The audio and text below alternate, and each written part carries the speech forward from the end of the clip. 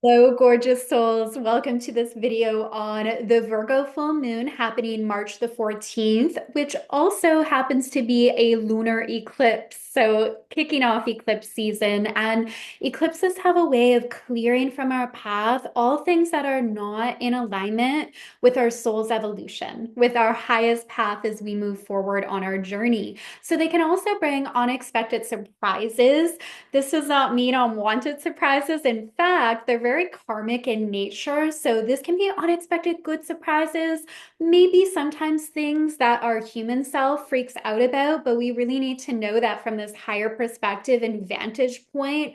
Eclipses are an energetic reset, and they're calling us toward our highest timeline for joy, for abundance, for growth, and for our purpose work on the planet.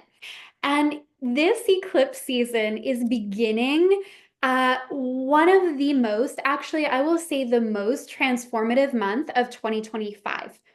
There is so much happening in March. So, in addition to eclipse season, which in and of itself is a big time, we also have Venus and Mercury both going retrograde. We are welcoming in the new astrological year. Many people celebrate this as the start of their new year with the sun moving into the sign of Aries. And we have Neptune moving from Pisces into the sign of Aries at the end of the month for the first time since 1861. So, this is groundbreaking energy here, and we're going to cover this all today. I'm going to pull up my chart, go over these main transits, not just what's happening around the eclipse, but looking at some of these other retrogrades and how to work with this energy in the highest timeline to support your personal growth and evolution, and also get the broader perspective on what's unfolding for us collectively right now during this time of rapid ascension. So before we dive in, I am going to take a moment to give a shout out to this new gemstone company I discovered called Otter Spirit. So they create the most gorgeous gemstone bracelets that align with different zodiac signs. So they have these different zodiac collections. I'm currently wearing the Cancerian one. So in my chart, I'm a Cancer stellium. I have my Sun, Mercury, and Venus all in the sign of Cancer. So of course, that's the one I was drawn to. But you can get the ones for your moon sign or your rising sign. I was would just intuitively feeling in like what's calling to you because each of the gemstones capture a different energy. So if you're called to do some shopping, I will pop the link below and I'll even share with you my discount code so you can get 20% off if you see anything that speaks to you and that you absolutely love. So with that being said, let us dive in and take a deeper look at the chart here. So give me a moment to share my screen, pull up the chart for this Virgo full moon eclipse. So over here at 23 degrees in Virgo is where we have the full moon. It's an eclipse because it's falling near the nodal axes. So this full moon is falling near the south node. So we really have this strong theme of releasing and letting go in our life. And again, it's very karmic in nature. So the things that we can heal and release during eclipse season, like this extends beyond this lifetime. Like it's powerful. Now, opposite this full moon in Virgo, we have the sun at 23 degrees of Pisces. And I would take a moment to grab your birth chart. If you want to pause this video, pull up your birth chart, take a look at where Pisces and Virgo falls in your chart. So this is the glyph for Virgo. This is the one for Pisces. The nodes are going to be traveling through this sign until July 2026. So this eclipse season is extra potent. Like eclipses are always more powerful than our regular new and full moons because they have more lasting effects. They're also happening on the nodal axes. But because of this nodal placement, like what you're releasing, letting go of, manifesting, and creating in this time, like we're really seeing a longer timeline here while the nodes still continue to travel through this sign into July of 2026. So find where these glyphs are for you and then the house placement. So the number in the corner is the house placement. And that's what you want to look at. You may or may not have planets in this sign. So for me, I don't have any planets in Pisces, but all the activity in Pisces right now is happening in my 12th house. So I know that house is really in the spotlight for me. Each of the houses correspond to a different area of our life. So check that out. And let's go back up here to this Virgo energy, really understanding this archetypal energy, since that's where the full moon is landing. So, Virgo really connects to our day to day routine in the sense of your diet, your exercise and workout routine. So, this can be a really good time to look at what do I need to change in my diet for optimal health and well being. Maybe it's cutting out sugar, cutting out gluten, limiting dairy. Like, I'm not suggesting any of those things directly, and we're just giving some examples of what can you look at in your diet so you can feel better in your physical body. Like, our physical body is our vessel throughout this life journey. We want to care for it. And Virgo and Pisces, they're the healing signs of the zodiac. They really bring us back to how we're caring for our body, our emotional health, our physical health. Virgo specifically really is our physical health. And this can also be looking at your sleep schedule. Not only the length of your sleep, but the quality of your sleep, your meditative practices, where this is the energy of releasing, being a full moon. Are there certain things you need to release or say no to that are depleting your energy or draining your energy? Don't be afraid to say no. Like, if something isn't serving you, it's really not a service to those around you, right? To ever show up out of obligatory energy. So, really look at strengthening boundaries, saying no to certain things that aren't supporting you. And, I often work with this with my clients as well, even in terms of their spiritual practices. And it's not uncommon for something that served them at one season of their life, they're no longer getting the same effects from. It's no longer feeling alive for them. It's no longer helpful. So don't be afraid to like revamp your routine. The other aspect of Virgo relates to the mind. Virgo is connected to Mercury. Mercury is the ruling planet of Virgo. So even though Virgo is an earth sign, it's very mercurial in nature, being ruled by Mercury. So we want to take a look at where we are kind of stuck in this loop in our mind. Maybe we're stuck in perfectionism. Perfectionism tends to hold us back if we're perfecting projects, if we're in this energy of this post has to be perfect before I share it with the world, this video has to be perfect before I put it out there. It really slows down our success, and it also slows down the people that we could be helping from our content, because we're sitting here waiting for perfection when really we have so much knowledge and wisdom to share today. So, looking at those patterns of perfection in your life, how is that playing out? This can also be the shadow aspect of the sign, is over analyzing things, being too much in the mind.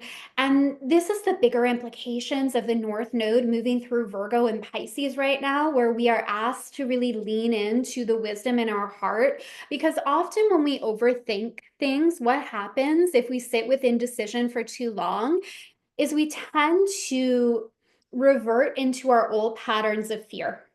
When we start to think about things for too long, our mind will take over and fear can take over.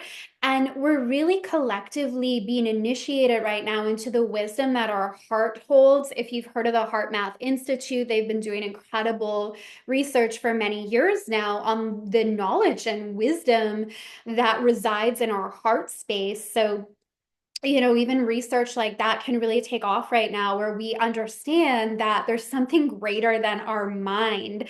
And while we want to honor logic and our analytical mind, which is very connected to Virgo, we don't want to be limited by it. So we also want to trust, like, hey, my intuition is incredibly valuable. It's able to transcend logic and the mind.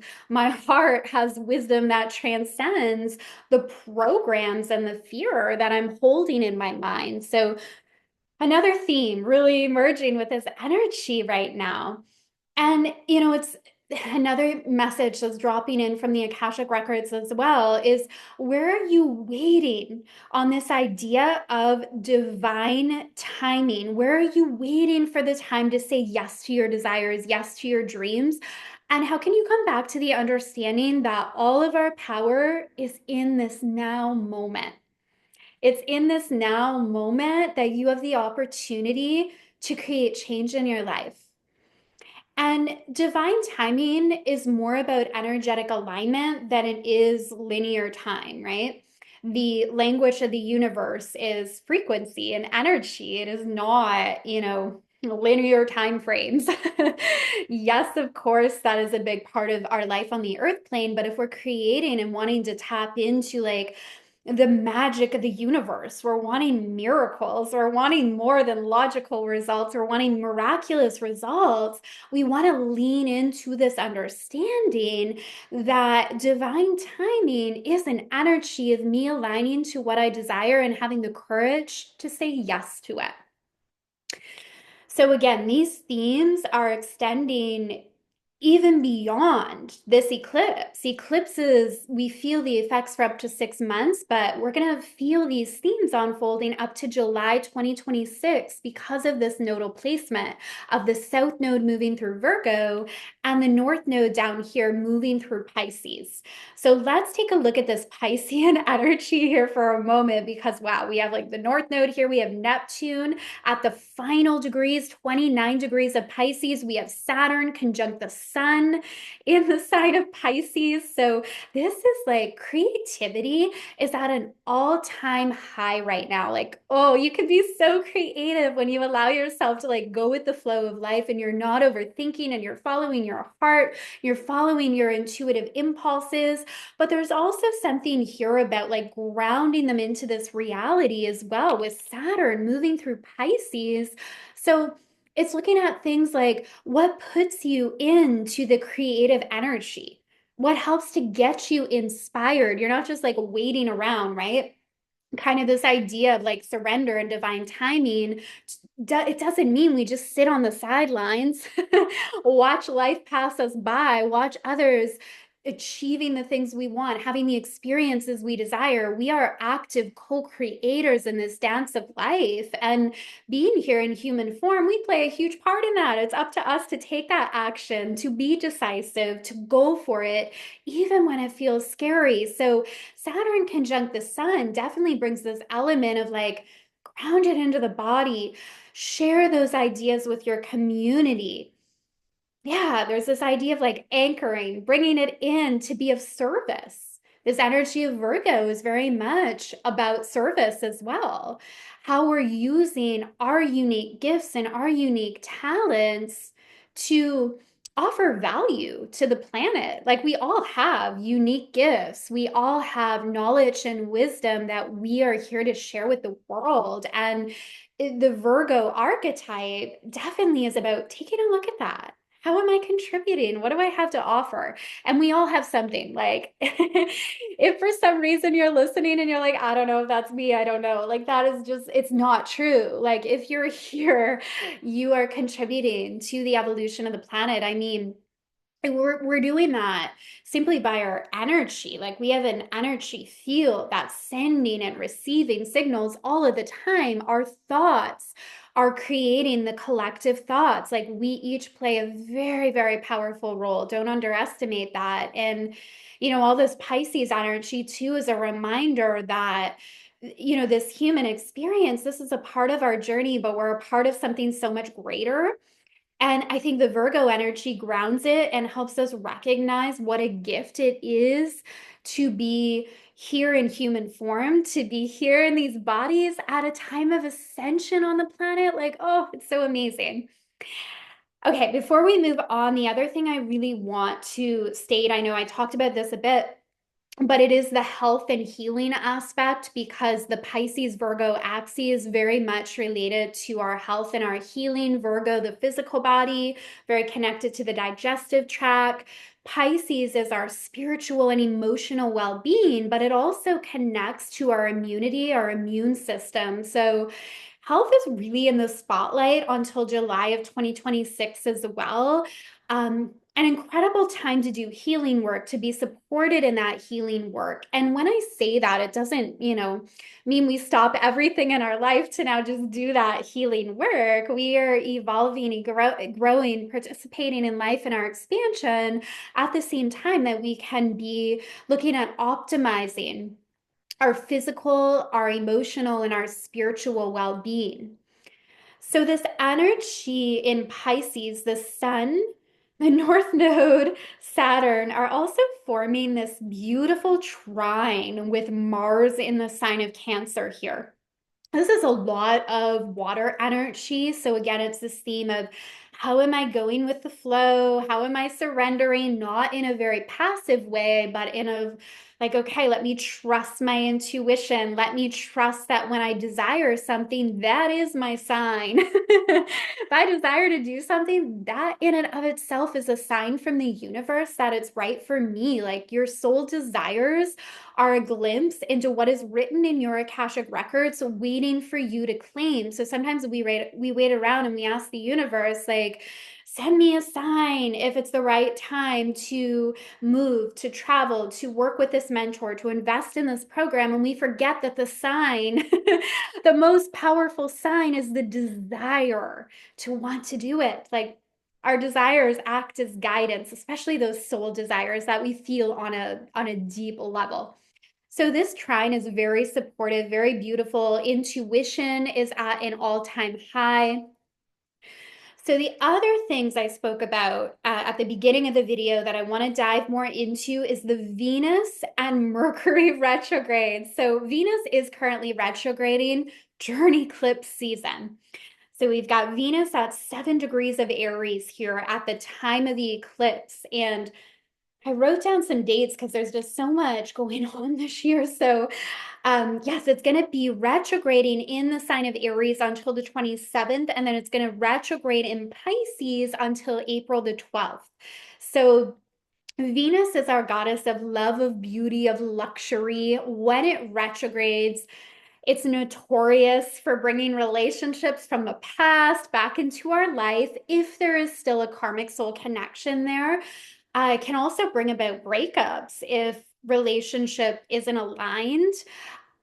It also relates to not just romantic relationships, but this can be friendships in our life. We may have people from the past, like we could have clients come in from the past that maybe we've worked with and they're coming back in if there's still a contract and there's still work we're meant to do together. There can be sometimes apologies from people in our past where we're able to bring deeper closure.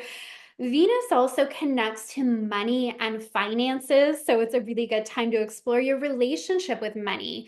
Venus is about expanding our capacity to receive, opening up to receiving all that is divinely yours to receive, the love, the joy, the beauty, your desires, looking at how you're receiving.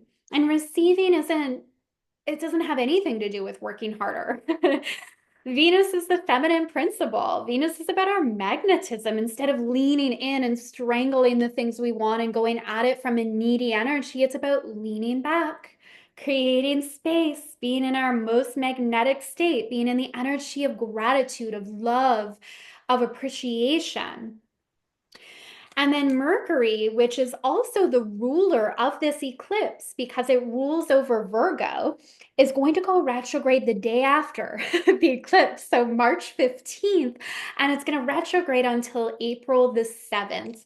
So Mercury is the communication planet. It also governs our thoughts, our belief system, our mindset. It's connected to technology and travel.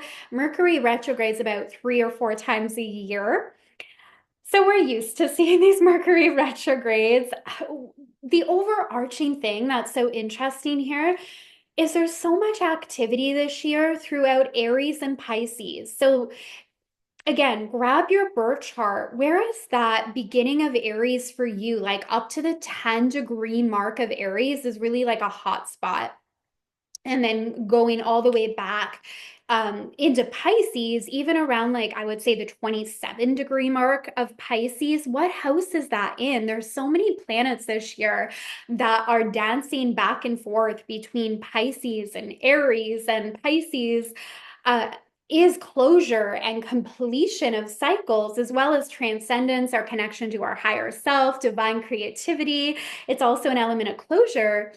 And it's very different than the Aries energy, which is about new beginnings, fresh starts, trailblazing, the fiery energy. And we have these planets just dancing between these two signs, which really suggests for the collective that a lot of karmic cycles are coming to completion this year, which first may mean they're coming to the forefront. So we're aware of it. So we can look at it, we can see it, and then look at, okay, where do we now want to go? And this is in your own life as well. Notice what's surfacing.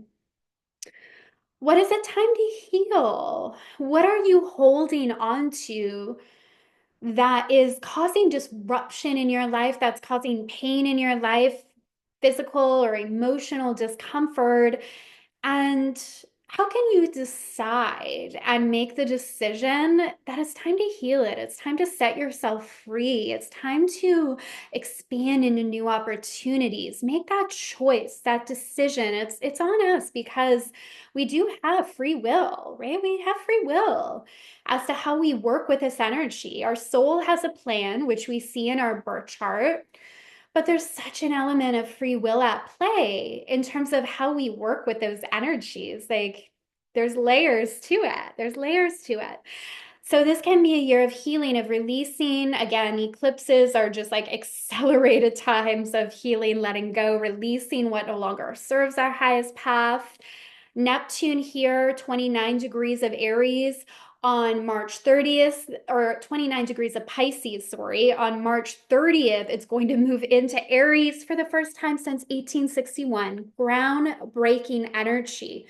This is really about leadership, spiritual leaders rising into their power in new ways. And speaking of that, I have a new 6-month mastermind called Iconic Lightworker that's all about helping lightworkers and healers really embrace their power as a leader to create movements that elevate their income while creating incredible impact on the planet. So message me on social if you want to chat about that. I always share my Instagram and Facebook below, so you can reach out on those platforms if you're wanting that support, you're feeling the call to rise, you know you're here to be a leader, and you're ready to create a movement that impacts your community in really beautiful ways on the planet, in really, really powerful ways.